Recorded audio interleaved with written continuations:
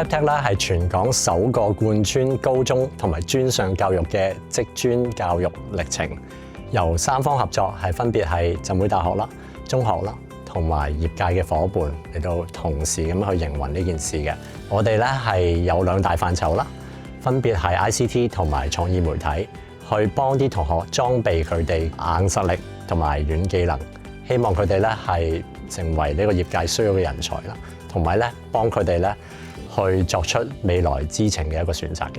CLAPTECH 至今咧已經有超過90間中學同埋1004位同學嘅參加，亦同時得到咧40間嘅業界夥伴同埋機構去支持。畢業同學入面咧有超過90%係表示佢哋對將來嘅選擇係知情嘅。CLAPTECH 嘅成果同埋經驗顯示咗將職專教育納入喺高中課程入邊，並且將佢恆常化嘅可行性，為職專教育嘅發展帶嚟一個有價值嘅參考。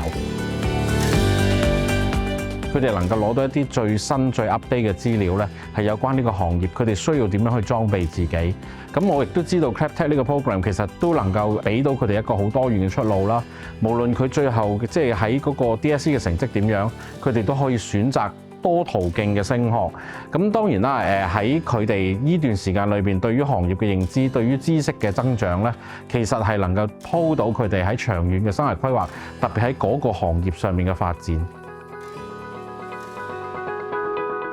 唔單止 programming， 咁有其他方面咧，俾咗我唔同嘅機會去嘗試一下唔同嘅範疇，咁樣從而揾到我自己最中意、即係最想發展嘅一個方向。因為咁樣啦，咁我畢咗業，即係 High Dip 畢咗業之後咧，我大學都係揀翻呢個有關課程，就係 programming 方面嘅。咁樣我都好榮幸咧，喺High Dip 嘅期間咧，就做到一個實習嘅機會啦，就喺 IBM 度實習咗2個月嘅，咁就俾我哋實戰運用，咁我哋都有啲實戰技能咯。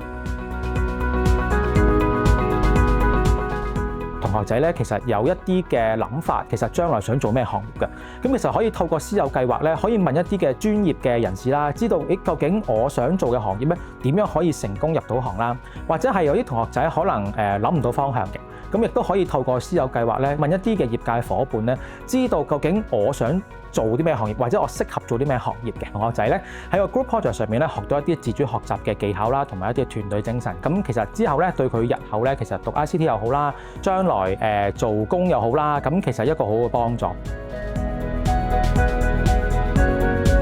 咁我係由 Tech Basic 開始讀起，之後就一路讀上去 High Diploma in Data Science 嘅。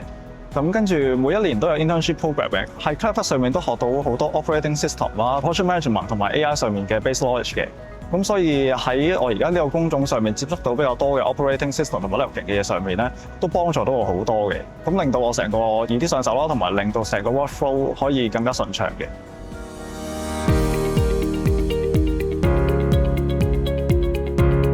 人才短缺咧，喺各行各業係一個好大挑戰。咁其實呢個係好複雜嘅問題，我哋需要社會各行各業一齊合作。好開心 IBM 嘅 New Collar Program 咧，可以用喺 CLAPTECH Program 入邊，佢哋亦都可以 base on佢哋自己嘅興趣，提早掌握一啲熱門嘅技術啦，或者職場上面需要技巧，為日後投身社會作出準備。其實 IBM 咧喺課程嘅開發啦、導師輔導、海外師生交流，都做咗好多唔同嘅 program 嘅工作坊啦，亦都有 summer internship 去俾啲學生有一啲在職嘅機會啦。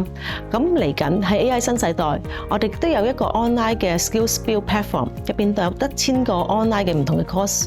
俾啲學生喺佢哋自己嘅時間入邊咧去爭取自我學習。公司咧呢1-2年咧就邀請咗7位嘅同學啦嚟參加呢個 internship 嘅 program 喎。咁我覺得佢哋咧都好後生啦，好有活力啦，同埋都好乖嘅。首先咧，我聽咗 CAPTECH 呢個理念之後咧，我覺得佢相當 creative 啊，因為咧佢可以俾到一個新嘅平台啦，同埋新嘅途徑咧，令到一啲同學咧佢本身好有 IT 嘅天分咧，可以進入呢個門檻。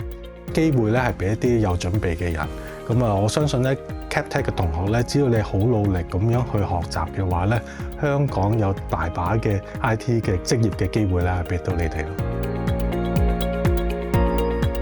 CLAPTECH 呢個項目咧已經有畢業生㗎啦，佢哋出路非常多元，包括繼續升學啦，或者進入相關嘅行業，證明咗呢個計劃咧成功支持學生嘅職涯發展。CLAPTECH 呢個項目咧有3方協作嘅模式嘅，令到我哋嘅同學咧獲得學習經驗之餘咧，亦都有穩健嘅職涯成果，成效咧有目共睹，證明咗職專教育咧對學生嘅未來發展非常重要。